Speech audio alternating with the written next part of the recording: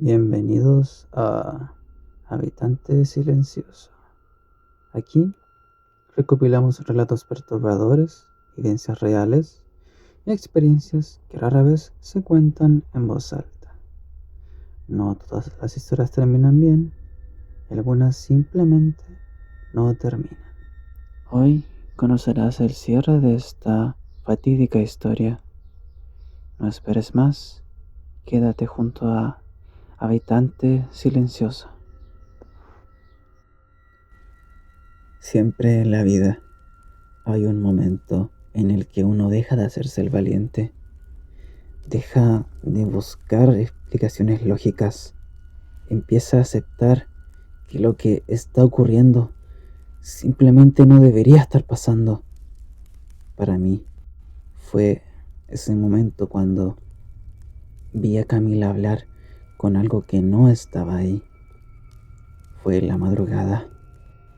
Me despertó un susurro, pero esta vez no era mi cabeza, era una voz clara. En el living me levanté y fui descalzo, intentando no hacer ruido. La vi sentada en el sillón, completamente a oscuras.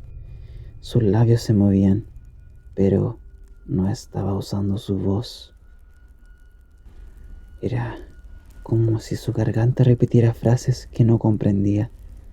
Sonaba como un idioma antiguo, un murmullo entrecortado, irregular, como si alguien la estuviera usando para decir lo que no podía decir por sí misma. Me acerqué y encendí la luz. Camila parpadeó, me miró confundida y me preguntó: ¿por qué estás llorando? Pero yo no estaba llorando, era ella. Al día siguiente llamé a la mamá de Camila y le pedí que viniera por ella.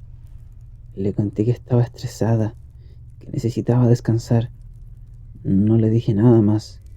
No sabía cómo explicarlo sin sonar como un loco. Y me quedé solo. Pero eso fue lo peor. Las noches no eran oscuras, eran densas. Como si el aire dentro del departamento no fluyera. Las sombras no se quedaban quietas. Y mi reflejo tardaba medio segundo más en moverse. Decidí buscar ayuda real, no en foros ni en videos de YouTube. Fui a una librería esotérica en Providencia. Lo atendía una mujer mayor, pero de acento argentino. No me preguntó casi nada, solo cuando me vio me miró a los ojos y me dijo: no abriste la puerta tú, pero la estás sosteniendo abierta.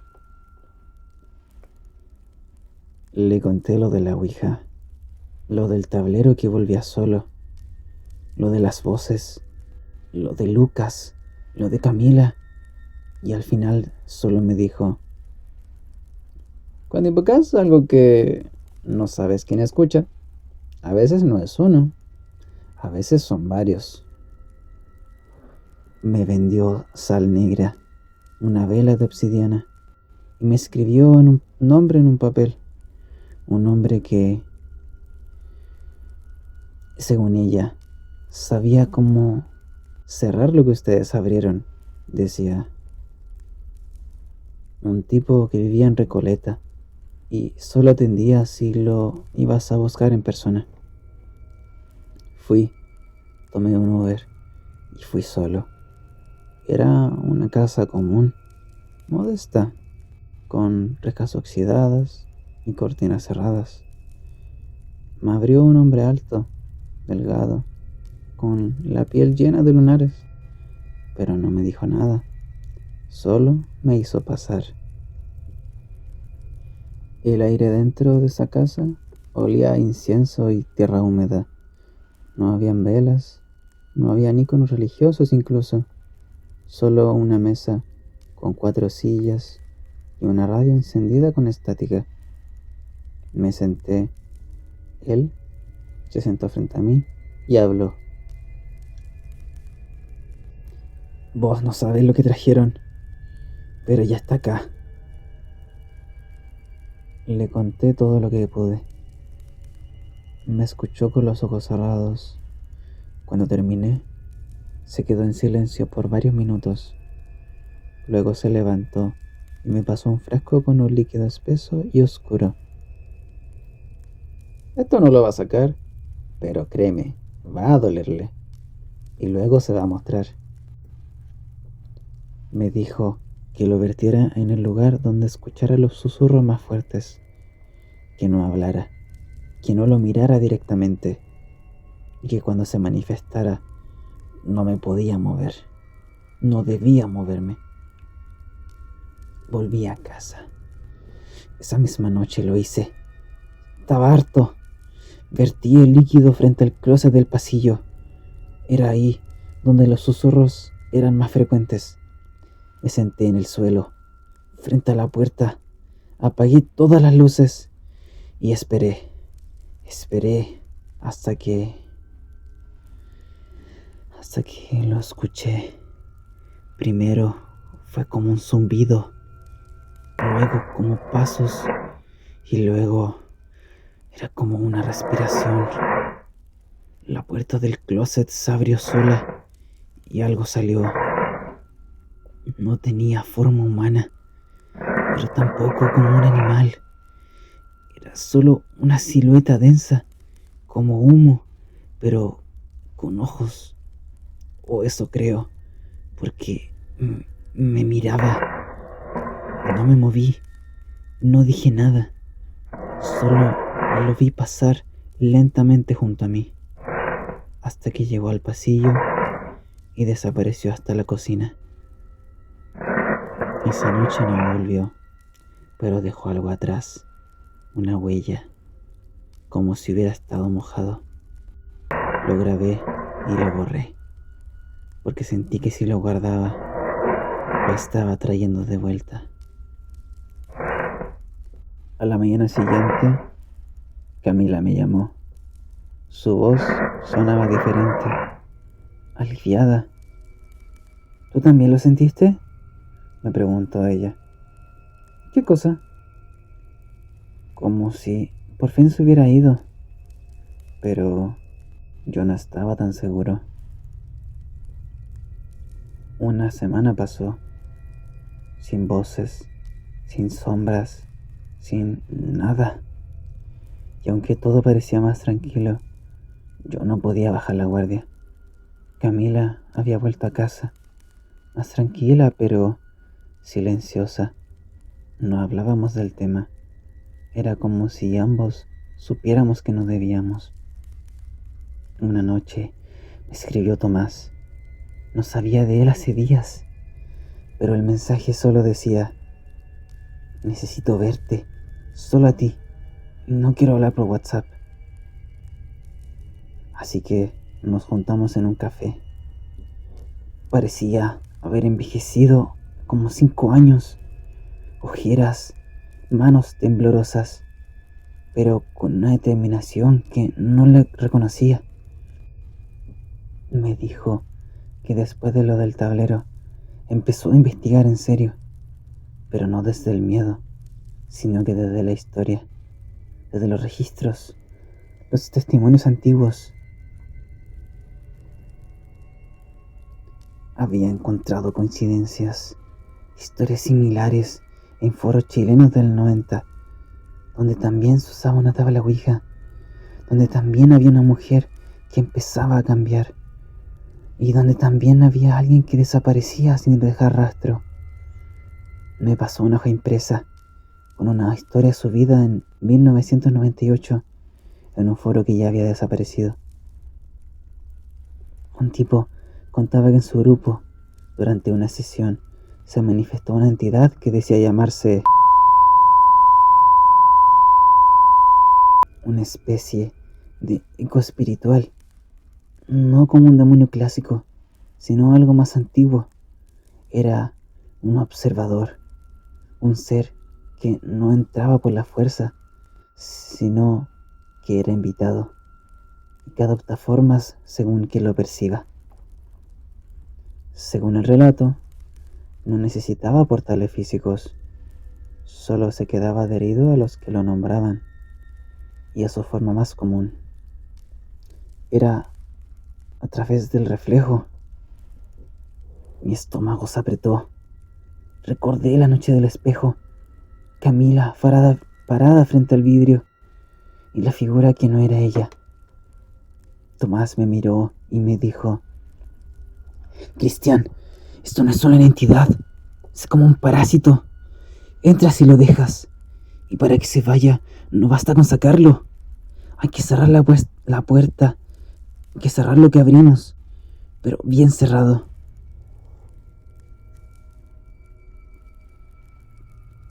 Esa noche nos reunimos todos: Camila, Tomás, yo y Sofía. Lucas no había vuelto a aparecer. Sí, Sofía había estado en contacto con Camila, aunque yo no lo sabía.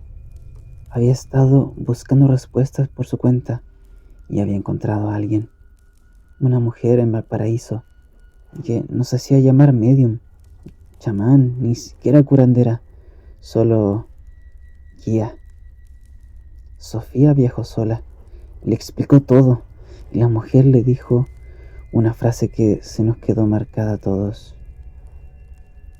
Lo que ustedes rompieron no era una realidad, sino es la distancia. ¿Distancia con qué?, le preguntó Sofía. Con lo otro, con lo que no debería andar tan cerca. Nos dio instrucciones, pero no para exorcizar ni para limpiar como pensábamos nosotros, sino que era para cerrar, para que aquello que se manifestó entendiera que ya no era bienvenido, que su presencia ya no era válida con nosotros. Nos reunimos esa noche, los cuatro, en el mismo lugar donde jugamos por primera vez. Todo estaba apagado, solo una vela. La tabla ya no estaba, pero sí el recuerdo y lo que nos dijo la guía, con eso era suficiente. Camila leyó en voz alta las palabras que la mujer le dijo. No era un idioma raro, era castellano, directo, sincero. Era una declaración de cierre. No te invocamos, no te recordamos, no te tememos, no te quedas. Cada uno lo repitió sin mirar a los costados, sin titubear. La vela se apagó sola y el silencio que siguió fue el más real que había sentido en semanas. No pasó nada más esa noche y al día siguiente tampoco. Volvíamos a casa y desde entonces las cosas empezaron a normalizarse. Camila al fin había vuelto a ser ella misma. Sofía retomó la universidad. Tomás empezó terapia y yo empecé a escribir esto, pero aún quedaba algo sin respuesta. Lucas y el último mensaje que me había enviado. No abras la puerta del baño. Después de aquella noche en que sellamos lo que abrimos, pensé y esperaba que todo hubiera terminado, que Lucas volvería, que las cosas volverían a como eran antes, pero el mensaje en mi teléfono no me dejaba en paz. No abras la puerta del baño. Nunca le pregunté a nadie qué significaba, pero una noche, cuando la casa estuvo en silencio, me encontré parado frente a esa puerta. Me armé de valor y la abrí lentamente. Dentro no había nada, solo el viejo baño, con la ducha oxidada y el espejo empañado, pero sentí que algo me observaba. Un frío penetrante me recorrió la espalda y entonces vi en el reflejo algo que no podía explicar. Un reflejo, no era el mío, uno detrás de mí, difuso, con ojos vacíos que me miraban sin pestañear. Me giré rápido, pero no había nadie. Incluso el silencio se rompió con un susurro. El parásito nunca se fue. Corrí de la casa y no volví por días. Volví con la policía, denuncié la desaparición de Lucas, pero no encontraban nada. Días después recibí una llamada anónima, una voz tenue, casi rota, y solo decía una cosa. Busca en el edificio 704. Fui al edificio, entré al departamento de Lucas y encontré una caja con fotos, cartas e incluso una grabación. En la grabación, Lucas contaba lo mismo que nosotros, pero al final su voz se quebró y escuché un último susurro antes de que el silencio lo devorara. Dijo el nombre del demonio. Supe que no estaba muerto, solo atrapado. Con la ayuda de la guía, hicimos un rito al final después, una forma simbólica de cerrar puertas, cortar lazos. No hubo luces, ni humo, ni siquiera dramatismo, solo una decisión. Desde entonces, nada volvió a suceder. La casa se le sintió liviana. Camila volvió a sonreír. Tomás retomó su vida y yo encontré la paz, pero aún con cicatrices. Nunca volví a abrir esa puerta del baño de nuevo. Han pasado años desde aquella experiencia. Ahora tengo una familia, un hijo pequeño que juega sin miedo y una esposa que no sabe todo lo que vi. A veces, en las noches silenciosas, me despierto con un escalofrío, un recuerdo fugaz, un susurro lejano, pero aprendí a vivir con eso, a respetar las sombras, a no abrir puertas que no debían ser abiertas, porque hay cosas que no son para nosotros, y a veces el silencio es nuestro único refugio. Si llegaste hasta aquí, gracias por escuchar Habitante Silencioso. Hay historias que se entierran con el tiempo, pero otras como esta que siguen tocando la puerta.